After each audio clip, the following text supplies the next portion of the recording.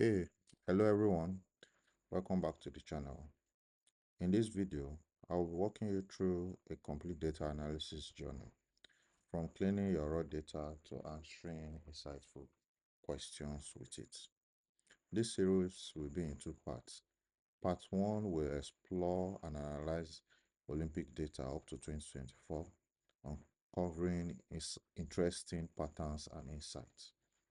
While in part 2, we will take it a step further by attempting to predict result of the 2024 Olympic using Excel.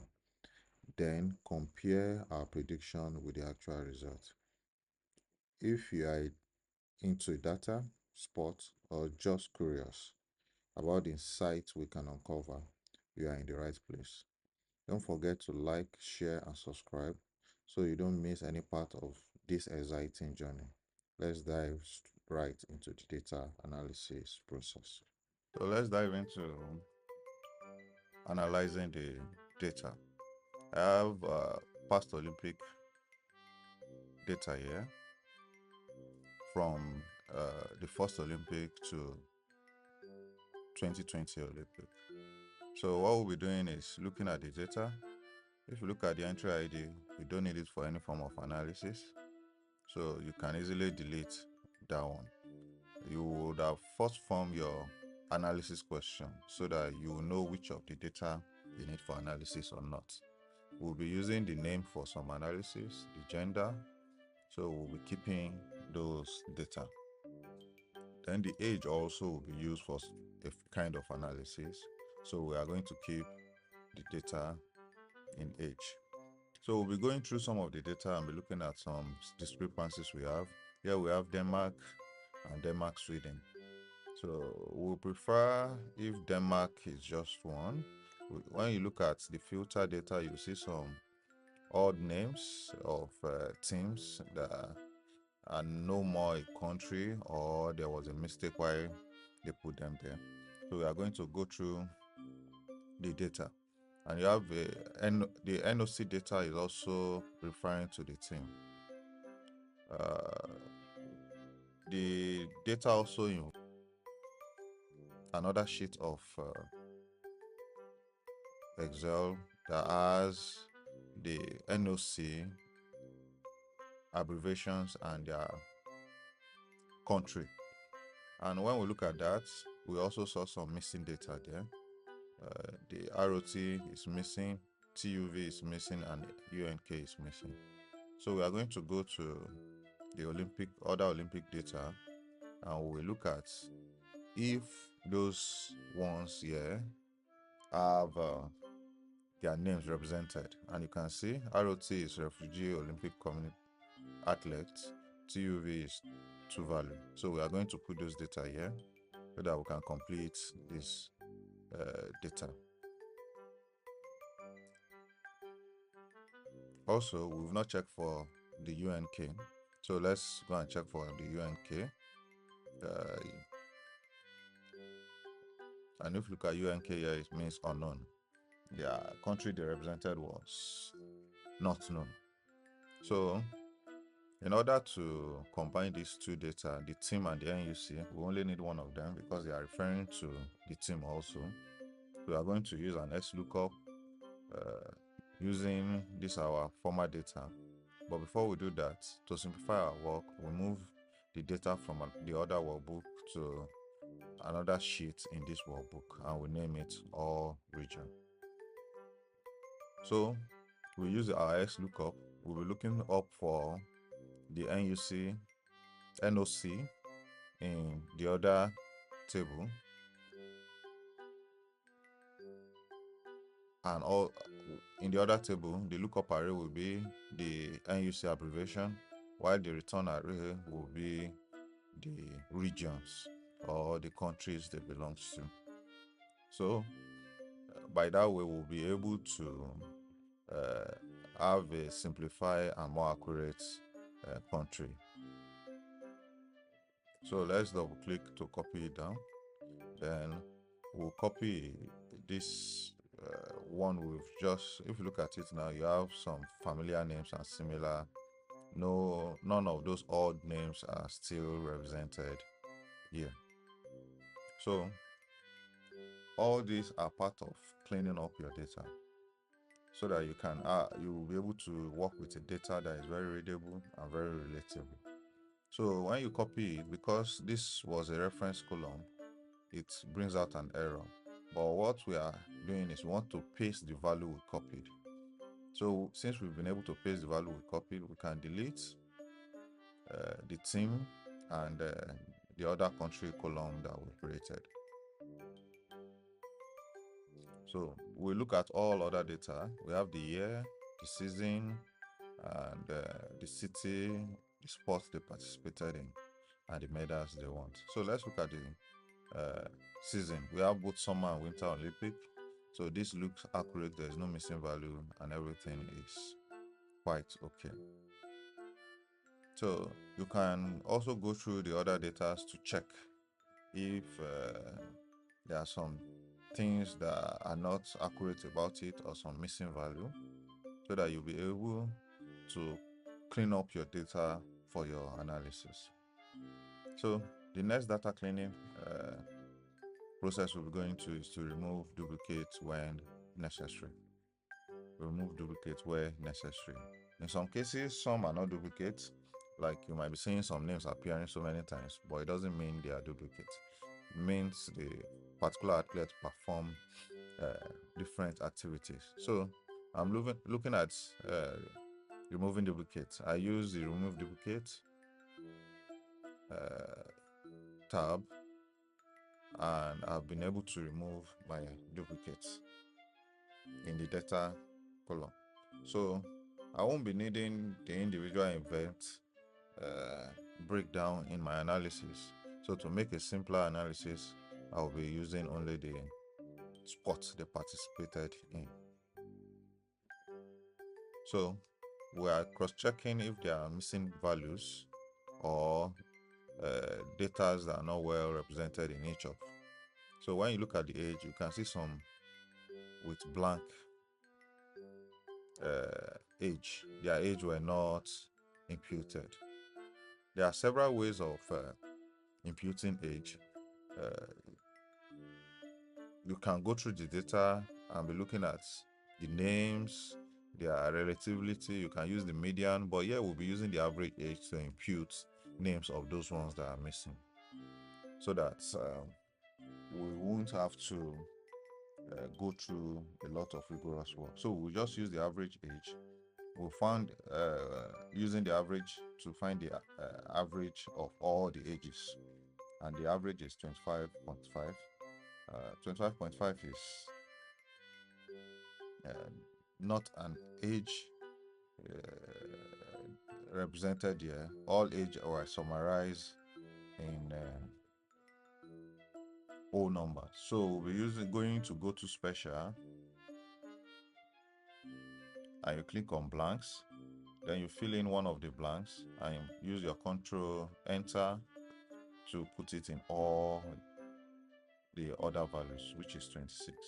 So we've been able to replace all the blank ages with 26, which is closer value to the average age. So if you go through the age, you won't be seeing any blank column in the age column again.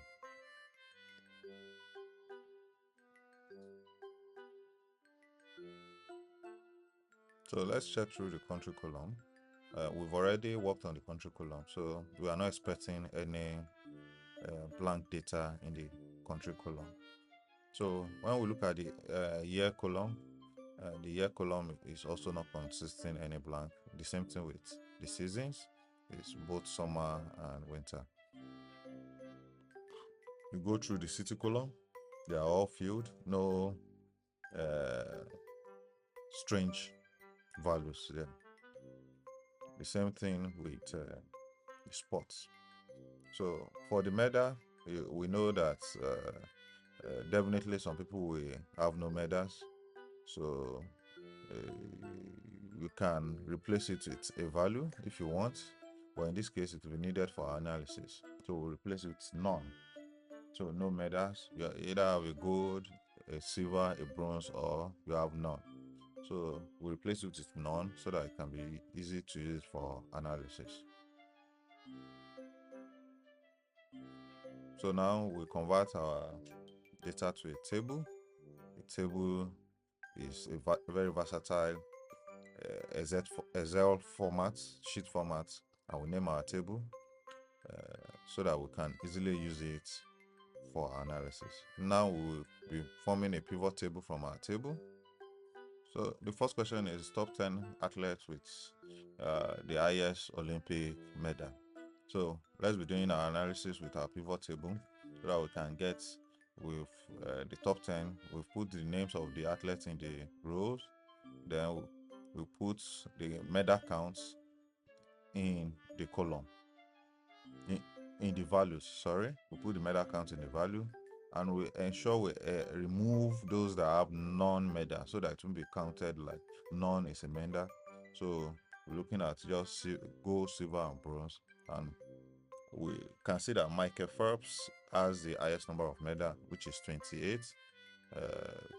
Gold, either gold, silver, or bronze. So we'll be limiting this to the top 10. So now we can see the top 10 is more than 10 because some people have the same number of gold. So we'll be looking at the top 10 athletes with gold medals, not general medal. So it's still, you can see the table has changed where Michael Phelps still stopped the table with 23 gold medal. You see that the other one is count for total medal. Now we are doing count for gold medal. So what we do is copy the table. We have a replicate of the table. We can the first one will be count for all the kind of count of medals, while the other one will be the count for only gold medal. So this one will allow all the medals to see for the top 10 because the last few ones have the same number of counts. That's why we have more than 10, and here also we have that. So we want to look at male to female ratio in the Olympic. How many males and how many females have competed in the Olympic? We'll still be using a pivot table to analyze that. So we'll be counting gender will be our row column, then we'll be counting the gender. So if you look at it, you have less number of females than males. So we look at percent of grand total, and you can see in participation of the Olympic we have 71% male that have participated compared to 28% of of female. So we can use our year, and you can see why it's skewed. In the earlier Olympics, we have almost 100% male participation. And if you look at recent, the data is showing more closer range of male to female participation. So you can further drill down your analysis based on what you want and know and be able to give an inference. The next is to check who is the oldest Olympiad and the youngest Olympiad. So we'll be creating a table for that. We'll be using our XLOOKUP. Our XLOOKUP, what are we looking for? We are looking for the maximum value in our age column in our table. So we'll go to the age column, look for the maximum value for the age in the lookup array. That will be the array we are checking for that is still the age column. Then what we want to return is the name of the person with the age. So to confirm the age of that person, here we've seen the name is John Quincy Adams. Then to confirm the name, we can go back and also look for the maximum value of the age, which will be equivalent to the name that we have just seen. So the maximum is the oldest person that have participated is age 97. So we can also look for the minimum value of the age to know the youngest person that have participated in the Olympic, which here is 10 years old. If you want to drill down further, you can even go and check the year at which they participated in the Olympic, but here we are only looking for that. So yeah, we can, since we are finding the minimum value, we can look for that value and go and check for it. And our lookup array will be our age column, our original table, and our return array will be the name column in the original table. So that will return the name of the person, which is Demetrius Lundras. Is the youngest person that have ever participated in the Olympic. What's the average age of an Olympian?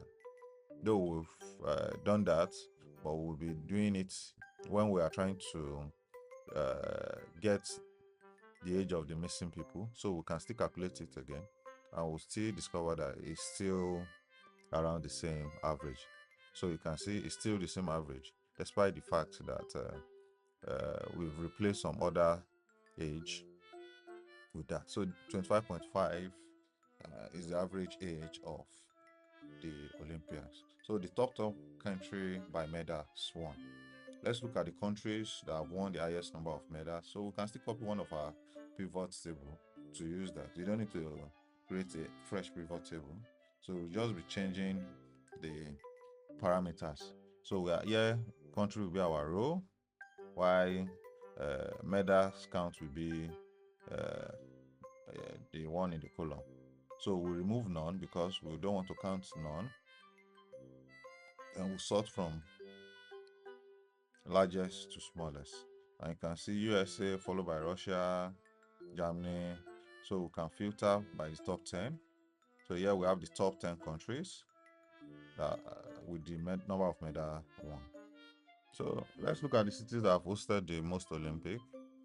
So what we do is just use unique to count the number of cities that have hosted the Olympic. So when you get the unique value is passed into our count a function, so you can count the number of cities that have hosted the Olympic. Then the total number of unique games that we've had in the Olympics.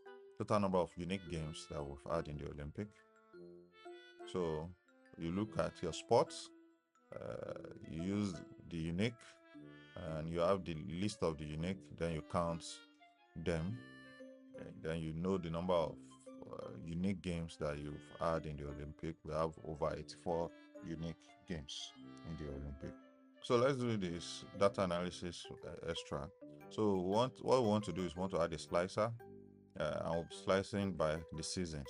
We have summer and winter Olympic, which are two separate events and which have two different separate sporting activities. So you can look at it.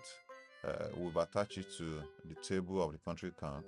So what we do is we select the slicer, we'll go to report connection, and we'll connect it to all the other pivot table.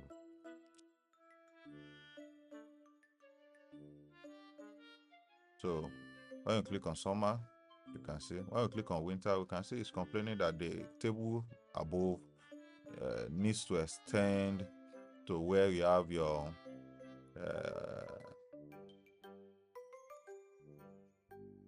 analysis by gender.